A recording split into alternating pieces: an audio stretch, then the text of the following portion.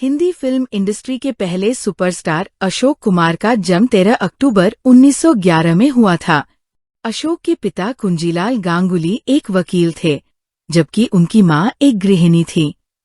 अशोक ने अनजाने में एक्टिंग की दुनिया में कदम रखा था, जहां उनके टैलेंट ने उन्हें भारतीय सिनेमा का पहला सुपरस्टार तक बना दिया था। भागलपुर में जन्मे अशोक कुमार के पिता कुंजीलाल उन्हें अपनी ही तरह एक वकील बनाना चाहते थे। इस पर अशोक को भी कोई ऐतराज नहीं था।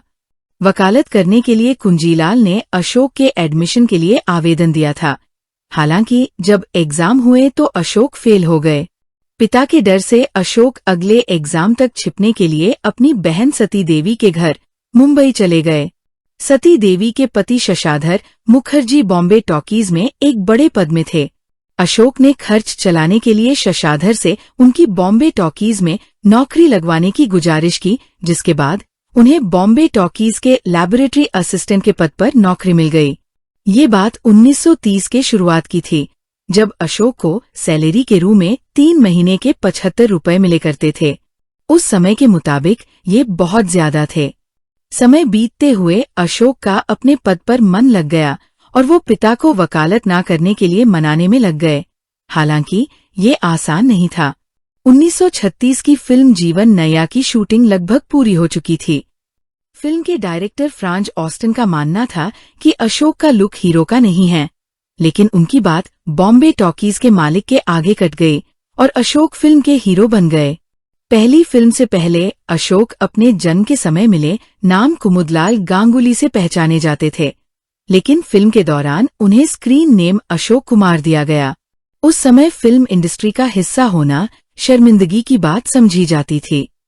अशोक कुमार ने एक बार कहा था कि उस जमाने में कॉल गर्ल हीरोइन बना करती थी और दलाल हीरो बन जाया करते थे। जैसे ही अशोक 1933 की फिल्म किस्मत के बाद रातों रात स्टार बने तो उनके घर में हड़क मच गया। उस समय अशोक की शादी तय हो चुकी थी, लेकिन जैसे ही घरवालों को खबर हुई कि वो हीरो बन गए हैं तो तुरंत शादी टूट गई।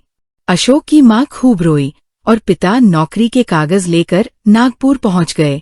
पिता ने अशोक से एक्टिंग छोड़ने की खूब जिद की, लेकिन बॉम्बे टॉकीज के मालिक हिमांशु राय ने अकेले में बात कर उन्हें आखिरकार राजी कर लिया।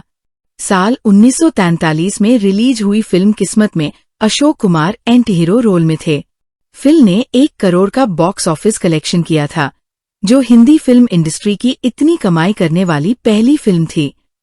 फिल्म से अशोक कुमार को ऐसा स्टारडम मिला कि वो जहां भी जाया करते थे, वहां से भीड़ हटाने के लिए पुलिस को लाठीचार्ज करना पड़ता था। इसके बाद अशोक ने बतौर एक्टर और बतौर प्रोड्यूसर कई बड़ी फिल्में इंडस्ट्री को दी।